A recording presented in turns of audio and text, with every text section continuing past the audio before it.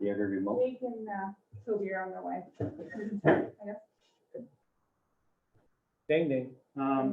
Kurt Susi, Here. Keith Jondo, Here. Sarah Ashley. Here. Barry Willett. Here. Gary Sibley will not be here today. Toby and Jake are on their way. Gary Sibley will be here sometimes after November. That's what I heard. After November. Good time to be You gotta buy a canoe and motor, snowmobile, pickup, bullets.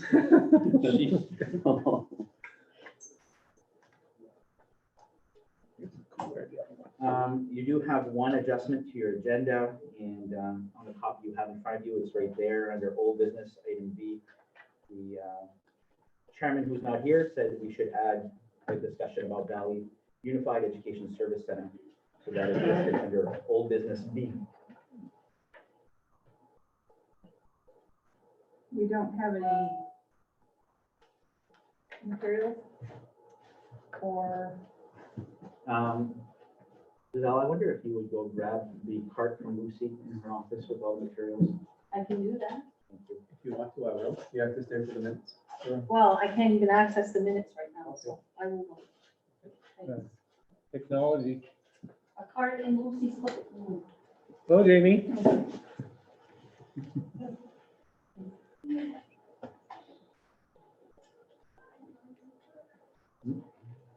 We have public participation. Mr. Chairman? Mr. Chair, do you wish to speak? I do not. Okay. Let me see if there's a. Well, there's no. I don't have to sign up. That was the joke. Jamie, are you participating? I have not. I'm out of- Jamie's not. Dawn and Chaz don't want to talk? No. So I think we're all set. I'll sit with that.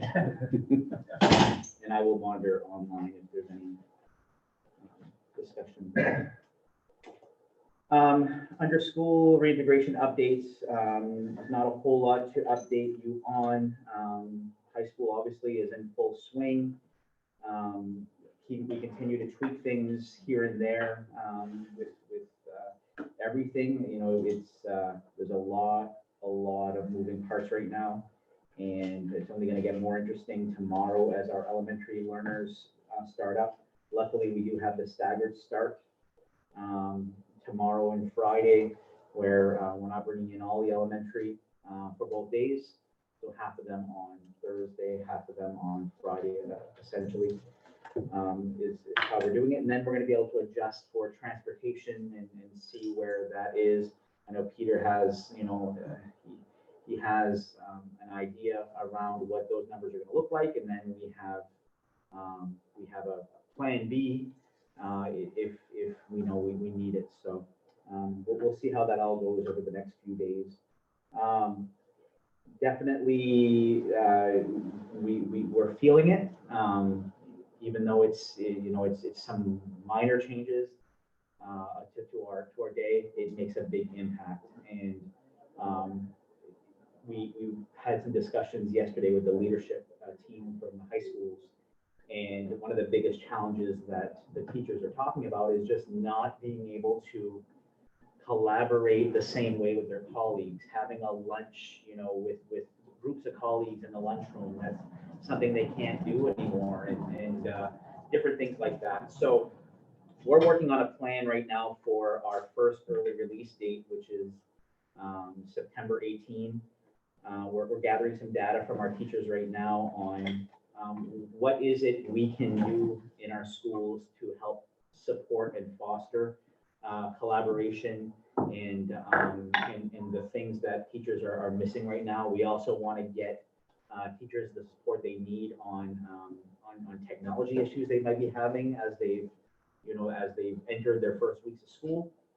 So we'll have a good plan for that early release. We put a shell together yesterday with our high school teachers. Next week we meet with our elementary leaders to finalize what that's going to look like, and the teachers will be getting a survey tomorrow for their feedback. So all good, just different and really ever changing.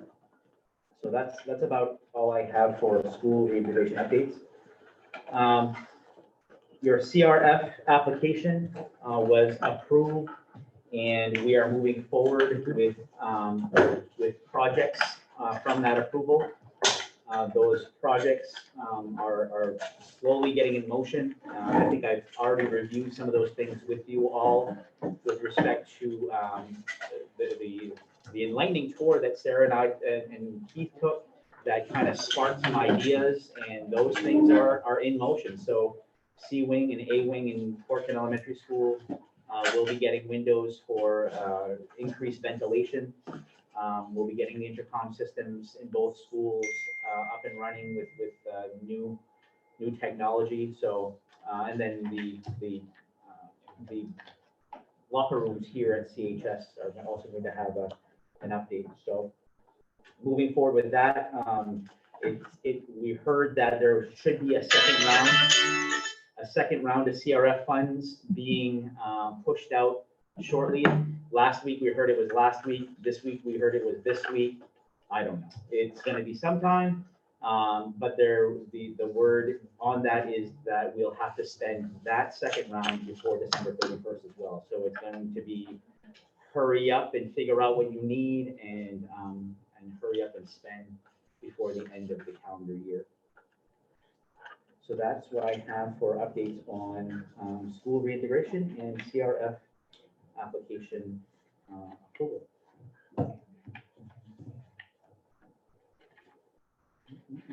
Anybody, any questions?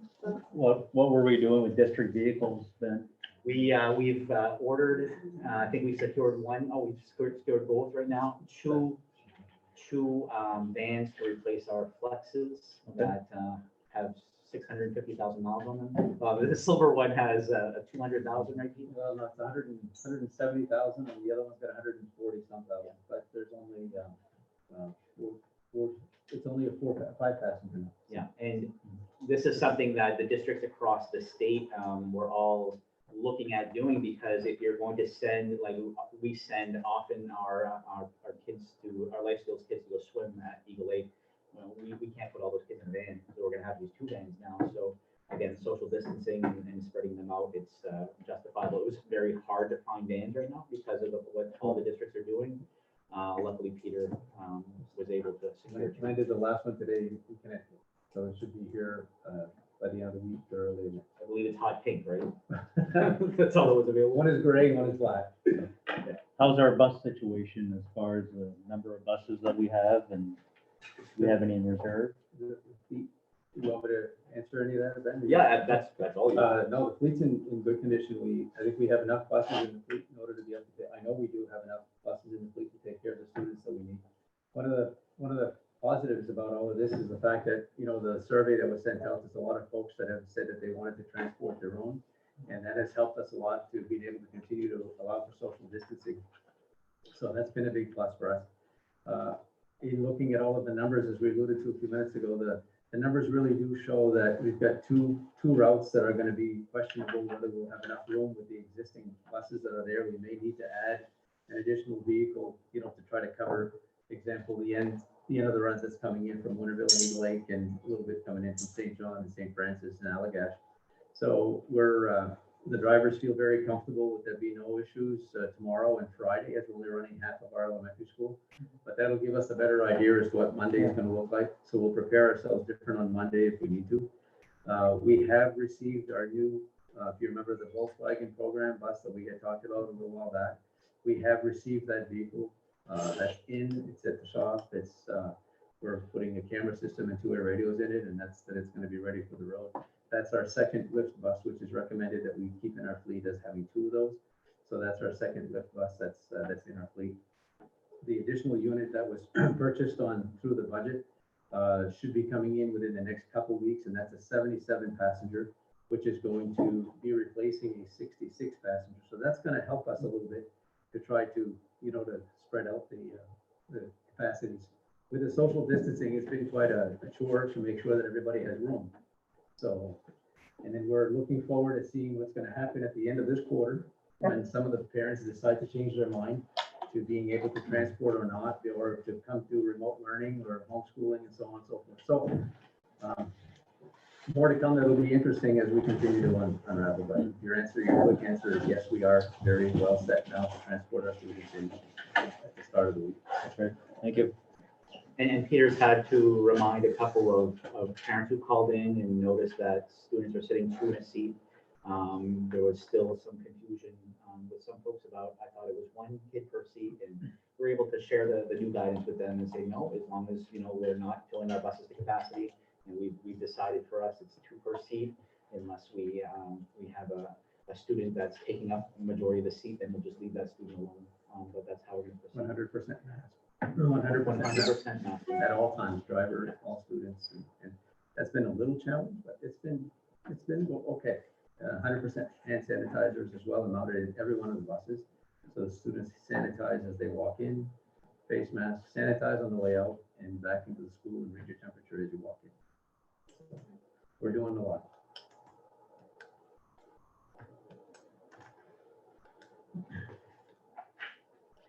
Moving on to items of business, old business. We have reports. Oh, Policy committee. sorry. We need to schedule a policy meeting, policy committee, Jake, correct? Yeah. Toby. Mhm. And You mean, we adjusted it, yeah.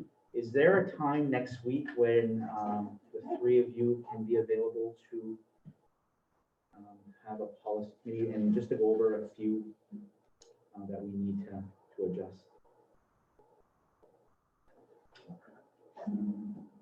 Wednesday. What do you have Monday afternoon? At 3:30. I have an appointment, probably be done by 3:45. All right, so we meet at 4. You do 4 on Monday, Jake? sure. 4:30 would be better though. But I, yeah. 4. Let's- 4:15? 4:15? This is hard, I have to leave work. You know,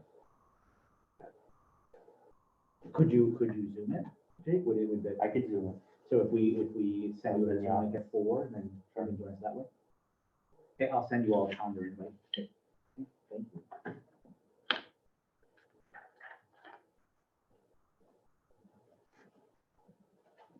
Now, items. Yeah. So MPA guidance, we were supposed to have updated guidance this morning. As I told Sarah at the beginning of this meeting, I think in my next life, I want to work for the MPA because apparently you don't have to do what you say you would have to do because it just doesn't happen. So I did make a phone call to Mr. Doak, who serves on the executive committee for the Aroostook County Superintendents, and they've been in the mix with what's going on. And he was able to inform me that that meetings have been going on all day with the various entities about what they're going to do, what the guidance is going to be, and really there's still a lot of divide on the way to proceed. So I do want to share with you, and I'll share on the screen here in a second. I do want to share with you what we believe is going to be the revision of that information. And what I'm showing you is what's called the community sports guidance. And this is essentially what all the clubs, all the camps, all the different organizations that had or have been having sports throughout the state, this is the guidance that they've been following. And when the MPA put out this version of their guidance, the one that I had sent to you guys earlier, they adopted some of the community sports guidance, but not all. And when the commissioner and the DHHS commissioner replied to the MPA, they basically said, you're not following enough of that guidance. And so what we believe based on all of this correspondence is more of this guidance would be followed. And I'll just show you the most important part of this is the risk level of how they're coding sports. And for soccer, soccer falls in the moderate risk category with these other sports. So here's soccer. And moderate risk are supposed to follow levels 1 to 3 for indoor or outdoor sports, and up to level 4 for outdoor only. And these levels are identified right here of what your guidance is for following, safely following. So level 1, you perform skill building drills, conditioning at home, alone, or with household members. So essentially, what the phase 1 MPA guidance is essentially what that is. Level 2 is team-based practice with physically distanced social group activities. And that's essentially what's going on now with the sports. They're doing drills, they're doing distancing, they're doing pods of kids, but they're not playing games yet. Level 3 is within team competition. So you move to inter-squad scrimmages. And this level of play involves one cohort of participants. We believe that the NPA is going to call this preseason, this level 3, and say, okay, in preseason, your team can play each other. You can scrimmage each other because you're now one group, one cohort of participants. And then level 4 is competition between teams from the same geographic area, so the same county, and in some cases, adjacent counties. This level of play involves 2 cohorts of participants. So the Aroostook County athletic directors met last week, and they talked about this level 4, and they talked about an Aroostook League soccer, if we're given approval, this approval, in an Aroostook League soccer league for both high school and middle school, where none of the teams would be leaving Aroostook County. So Presque Isle, Caribou, Holton usually play teams from Penobscot County. They would not be playing teams from Penobscot County. They'd only be playing Aroostook County. And Aroostook County would be divided into 2 different groups. One would be the small schools category, and one would be the larger schools category. Small schools would be all schools smaller than Madawaska Middle High School in population. And larger schools would be all the schools Madawaska's size and larger. So we would fall in the large school category with Holton, Caribou, Presque Isle, Mars Hill, and Madawaska. I think those are the ones that fall into that. And you would only play those teams on your schedule up to 10 games. That's going to be the maximum amount of games that you will play for a regular season. And the way that they're envisioning it is, if you get a win, you get 3 points. If you get a tie, you get 1 point. If you get a loss, you get no points. And at the end of 10 games, you would have a little mini playoff from the top teams and have an Aroostook County championship. There would be no state championship. There would be no tournament. There would be no traveling beyond Aroostook County. So that's what they envision this to be, and what they would be proposing that we allow. Right now, from what I gathered from Mr. Doak, was the DOE and DHHS really want the MPA guidance to follow strict CDC guidelines, which means that they would essentially be telling the soccer players they have to wear face masks to play soccer. And of course, you have people on one side saying, well, you can't safely play with face masks because you're going to have kids passing out because they won't be able to breathe. And then you have the other group saying, well, that's the only way that it's according to CDC guidelines, because that's what we're doing in school. So I from what I gathered, that's the debate right now. The face mask is the biggest debate. Everything else, coaches, referees, players on benches, it's all 6 feet apart, masks at all times. Your crowd is limited to 100 people, because that's what the guidance is from the state for outdoor gatherings. And the 100 people include your teams, so home team, away team. That's part of the 100. Your referees, your ball runners, the folks who are doing live streaming, the administrators, managing the activity. So with all of those people in place, you're basically looking at maybe 30 additional fans, maybe 40 if you have smaller teams. So one thing the Aroostook County Superintendent's talked about, if this goes forward and it's board approved, the only fans that would be allowed to attend in order to make it totally even across the board for Aroostook County, we would only provide game tickets to the home team's parents. The home team's parents would be the only ones in attendance because there's no other way to regulate that.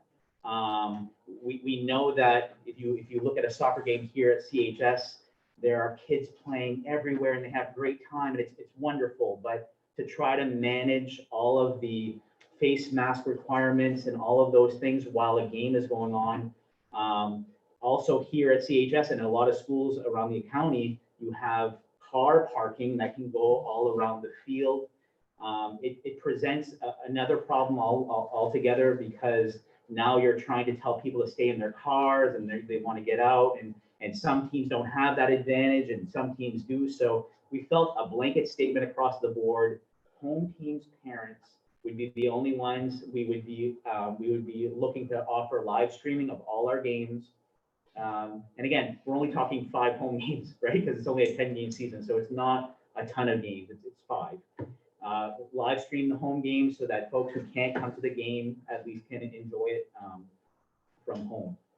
So that's where we are right now. I do not have an updated guidance to give you because the MPA does not have anything. We presented the same thing to 33 last night, and essentially 33, their approval was contingent on the MPA's guidance following the CDC guidelines.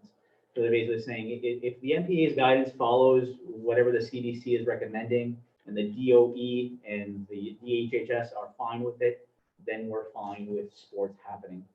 I don't know if you guys are comfortable making that kind of a recommendation or if you want to revisit this again when the MPA does come out with something. I don't know when that will be. Again, it was supposed to be this morning. I guess, Ben, the concern that I have is not, I mean, if MPA here is gonna drag their feet and they're not gonna give us an answer. In the time being, the fall season is moving along and the kids are not getting a chance to play some sort of team sports.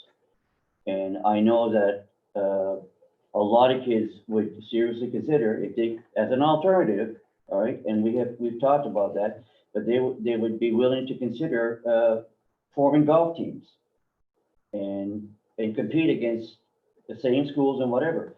But we do have a season that we can do that right now. But if they're going to drag their feet and give us an answer in a week and a half, another 2 weeks, and now we're into potato harvest season, and what's the soccer season?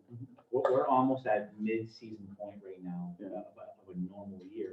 And we talk about this all the time, the superintendents, how frustrating it is to not have a guidance to decide by because every community has their own feelings about sports and every person has their own feelings about it. And it's hard to say, go out and play without face masks, but come back to school tomorrow with them. And I get that. But it's also hard to say we're not going to have sports because these kids need something. So there's no right or wrong answer. It's just very difficult. If I had something to say, it would be that whenever you get the guidance, let us know. We'll have a surprise meeting. And we'll decide then. Because we could talk about this forever because we don't know what's going to happen. And all we're doing is speculating. Yeah. And they've never made a decision. I don't expect them to start now. I am with Kerr, though. I think you had suggested that a couple meetings ago, Ben, that we explore alternatives. I think we explore alternatives. We have lots of stuff we can do around here. We've got the outdoor center that's got an ultimate frisbee set up, not ultimate frisbee, disc golf. We've got all sorts of things we can do that aren't soccer. I'm assuming, I didn't see what else was on the list, but I'm assuming the stuff like the track and field stuff, cross-country running stuff, we can do without having to worry about stuff so much, right? Yeah, cross-country events, that's in the lower risk. Golf would be there as Golf, well. skiing. Can and you then- do the lower risk stuff? Do you still need guidance? We don't have guidance for anything. There, that's what I'm saying. Once you have the guidance, then you decide. Well, We no, have but no let's- guidance for nothing. Soccer sucks if it's just one team, Barry. I Right? know, but They can go skiing tomorrow. Oh, no, they can't go skiing tomorrow, let's hope, but they can go cross-country running tomorrow against each other. We can't field two teams to fight with each other too. you still need guidance for the cross-country or for the golf. But within our district, we can expand things to other smaller Yeah. things, like they can go play Yeah. golf. They can go do cross-country running, and even if it's time Like trials, cornhole, they can play cornhole. you know, I whatever. mean, you talked about esports, they can do that without ever being in the same world. Right. I mean, this may be an opportunity, I think, for us to explore alternatives. Like district, intramural sports that are socially distant.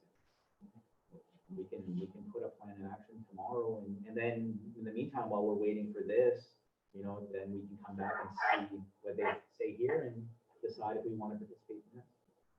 Some things I've read as well is having a senior day earlier than later, just in case something does, we get more active COVID cases in the community, so the seniors don't miss out on that. But Ben, coming back, I really do think we could have set a timeline. Because, I mean, if we're just, I mean, they're just jerking our chain here, right? And I just say, let's set a date, and we say by next Tuesday, if they don't have an answer for us, then this is the alternative plan that we're gonna follow, I agree with that. you know? I think we should develop the alternative either way. Yeah. Because how do you think basketball is gonna go? Yeah. I mean, we're going in a gym at that point. Yeah, I'm not optimistic. If they're still scrambling about soccer. Yeah. Oh, no. I don't see them pulling it together for basketball. So even if we have a soccer season, we're still gonna be looking for alternatives. So I don't think we wait. I think we start developing an alternative plan. Yep. Yeah. And if they can play soccer, let them play soccer, but I'm assuming it's not gonna happen. Sounds good. Put them together. Yeah, I think we're good. And everything that we put together will be following the same guidance we have in school. So the same guidance we have in school would work.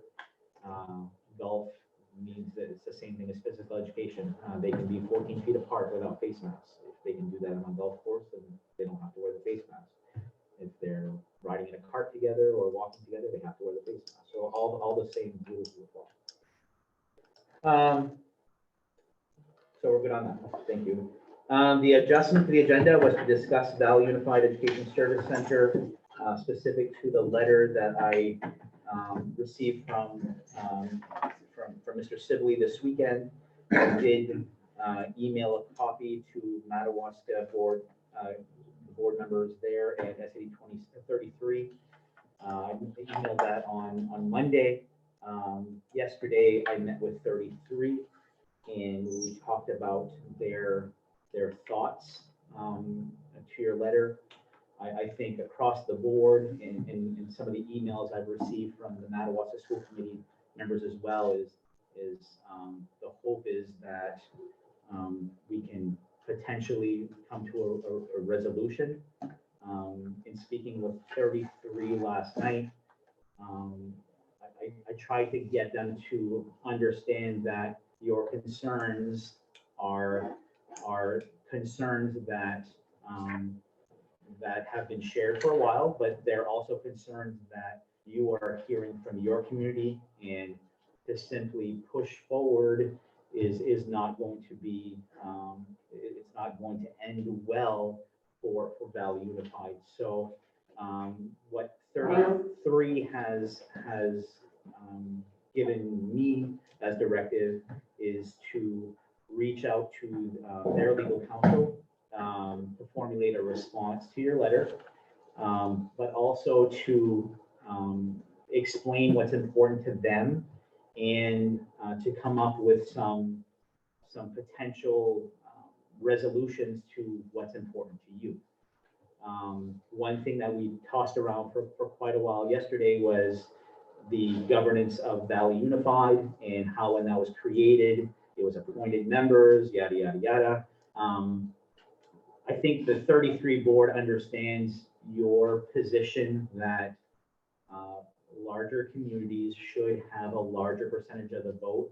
I think where they'd like to see this go in a resolution is to have communities have representation on both boards, Valley Unified and the RSU, that that is specific to the communities, not to SAD27 or SAD33. So in essence, you know, you wouldn't have 3 board members from Frenchville representing Frenchville and St. Agatha. You would have board member from Frenchville, board member from St. Agatha. So having communities have voice and choice, I think that would be advantageous on a lot of fronts. I think if you are going to have to do that in an RSU formation, why not shadow that for your Valley Unified Service Center? I think everyone gets what they want in that. So I don't know what your thoughts are about that, but those were part of the discussions we had yesterday, specific to the governance piece, which your letter did highlight as a major concern. Our letter spoke for itself. I mean, when's the next Valley Unified meeting? 21st, I believe. This month? I mean, I think the next step is just figuring out, I think it goes to a vote about us leaving. They've got till the 21st of September. I mean, that was what our letter said. That's where we're going.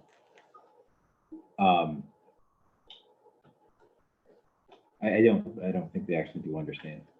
And that's, The thing is that we've actually been saying this for over 3 months. we've been saying this for over a year. Well, I know, but we've been saying this, so, you know, you just get beat up enough, then after a while, there's been more 6-3 votes than any other votes on Valley Unified. Not just one, many. And so basically, we said it before and we voted on it a number of times. We're basically done with it. Done. And they just need to figure it out on how they want to deal with it. And we have to figure out how we're gonna go forward. Might take us 2 years to get where we're going, but that's what we're gonna have to do. Who's their legal counsel then? For them, it would be Drummond Woodson. They can't. Drummond Woodson consulted all 3 of us in the formation of this. They can't consult Frenchville on this again. Drummond Woodson is still Frenchville's legal counsel. But they can't consult them involving matters involving Valley Unified because it's something that they represented all 3 of us on at the last it's a conflict for them. That's what I was afraid of. We've consulted with Drummond and Woodson as it pertains to the interlocal agreement. Now Frenchville is going to Drummond and Woodson to consult on the interlocal agreement. They can't. I mean, I'll talk to Dan, but I think once again that's a conflict for them. They're going to have to bring somebody else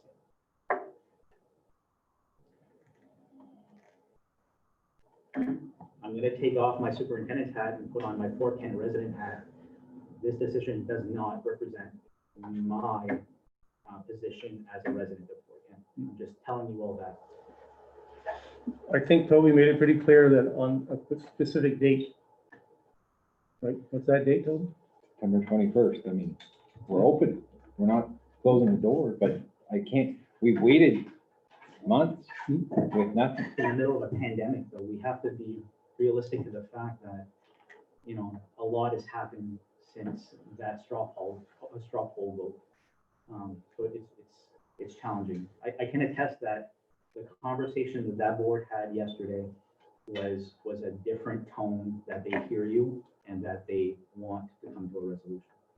I can't speak on Madawaska because I haven't met with them yet, but we're meeting tomorrow to discuss this. The other item in the letter was about site selection. Did they talk about that piece? I believe that the 33 board, I don't believe, the 33 board did speak yesterday that the site selection is something that they feel is really important to them, as it's been completed and they feel it was done appropriately. We heard from the commissioner, Ben? We have, the commissioner replied to my email when I sent the letter, and just bring it up here.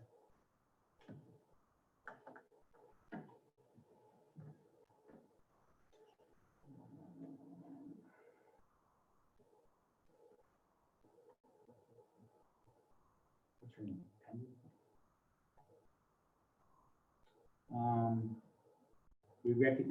We recognize how much work you and the other SAUs put into this effort, and we're very sorry to hear that a governance structure could not be developed for the Valley Unified School Construction Project. I then replied to her that although this letter is troubling, I do believe it's not the end. We'll be working diligently over the next few weeks to try to work on a plan that will satisfy all parties. We'll be in touch soon. I think that's the RSU then. It's not that the Valley Unified Governance doesn't seem to be working well. Right, so the next step would be the RSU, correct? Yeah, but Jake, we decided that unless we can address the underlying issues with Valley Unified, there's no. No, point I going into an agree with RSU. that, but as far as the discussion points with the other boards, I mean, there has to be,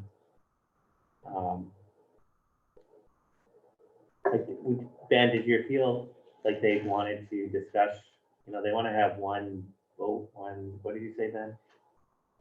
The way I painted a picture to them last night is you're going to have to form an RSU. You already know that. That RSU is going to have board representation according to your communities. So it's going to have to represent the size of your communities. So if you're going to go through that, why wouldn't you at the same time change your governance, or beforehand change your governance to match that for Valley Unified? That way, future decisions are not tarnished because of stacked votes one way or the other. Well, let's see where the Valley Unified Board takes this. And if we can't make any headway, we're just gonna have to, go our own separate direction. I mean, we got a meeting on the 31st, on the 21st, and we'll see where that goes. And I'm not. Yeah, I mean, I concur. The bottom line is I'm not prepared to throw in the towel. I think that we have to have the meeting, let the process go through. And I understand, Barry, that you're saying it must have been forever. Well, it hasn't really been forever. It's still a process. And I'm a strong advocate of the proportionate voting. There is no two ways about it, okay? But I'm still at the same time, very interested in having a school. So I'm not gonna make any bones about that. It's not about bricks and mortar. It's about quality education that facility would offer. And I'm sorry, I would have liked to have seen it in my backyard. It's not here. So be it. It is what it is. And it's like I said, I've been to a couple of facilities of this caliber, and you cannot compare what is going on there to what we have to offer here. I'm telling you right now. And what I would challenge every board member here is to take the opportunity to go visit one of these places and then make up your mind. Because I see this as an old dinosaur, and it's time for some new stuff. That's my position. But in terms of proportionate voting, I am writing on that. We have to, that's got to be settled. That's the first thing that needs to be settled. What was that? That's the first thing that has to be settled. Yeah. Without that, don't even think about talking. Oh, I understand that, Bill. I understand that. But that's where we start, I think the letter was clear. Yeah. So, we'll see.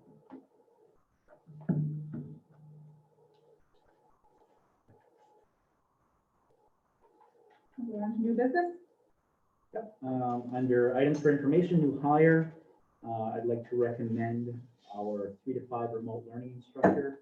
And the recommendation is for Julie San Clemente. And Julie is aware that this is a 1-year position only to be revisited, depending on the pandemic and everything, but she does realize that it is a one-year position. So my recommendation is for Julie Stankelman. So moved. I second. All in favor? And we currently have openings for ed tech one-on-ones.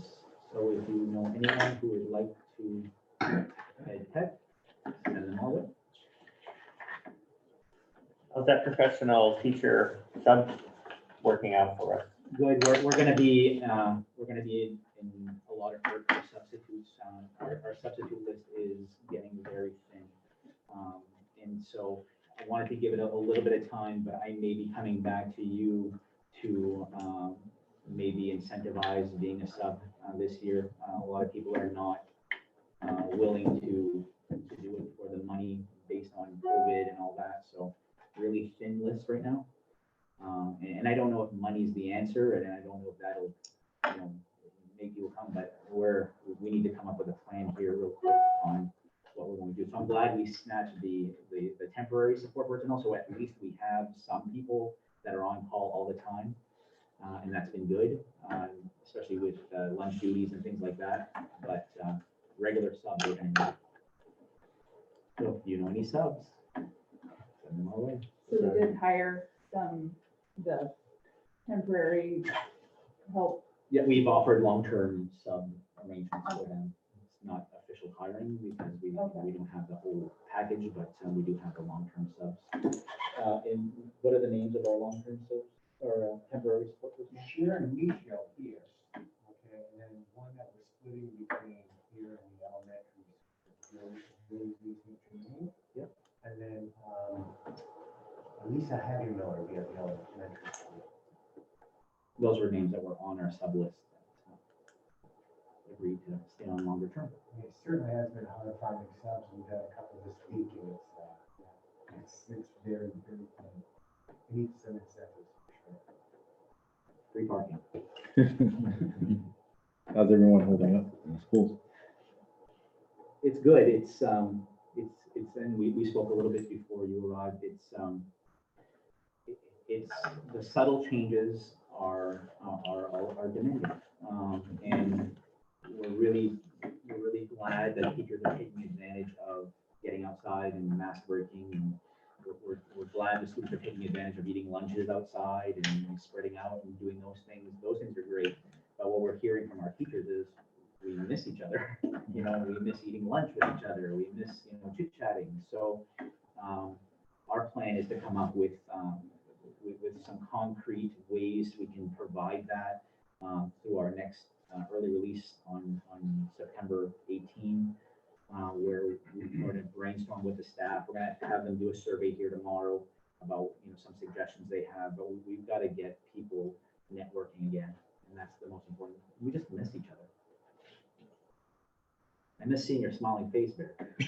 Listen, I took all my teeth out. You don't know that. I'm gumming it right now. And so tomorrow we start elementary, and here we go.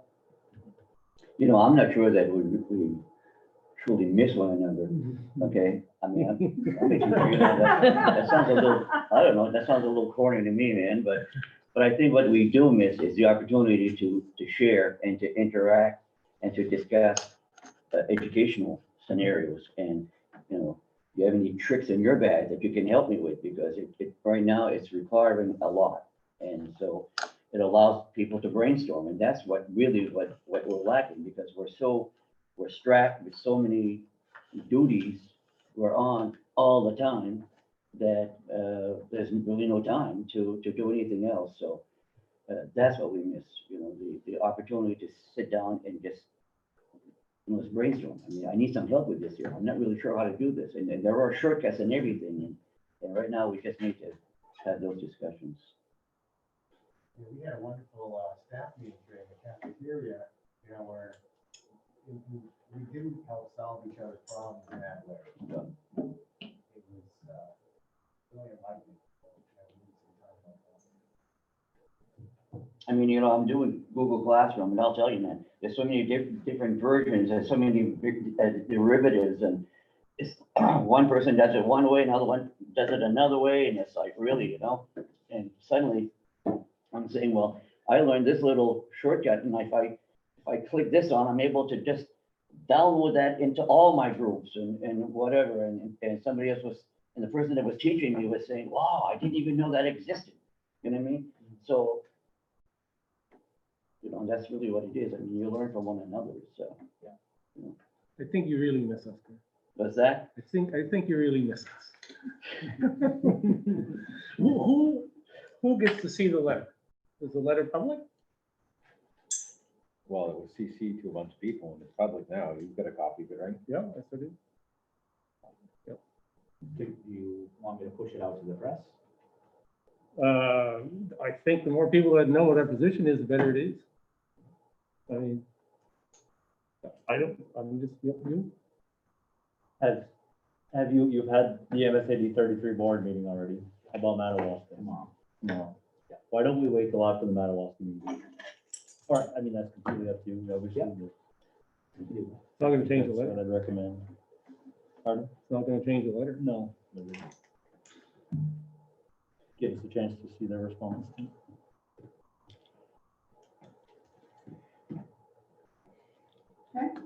Anybody else? Hey, Motion to adjourn. Second? all in favor? Lucy, Actually, hold on a minute. need to sign something? Now, listen, do you have an umbrella I could borrow? I don't have rain gutters. Kurt, don't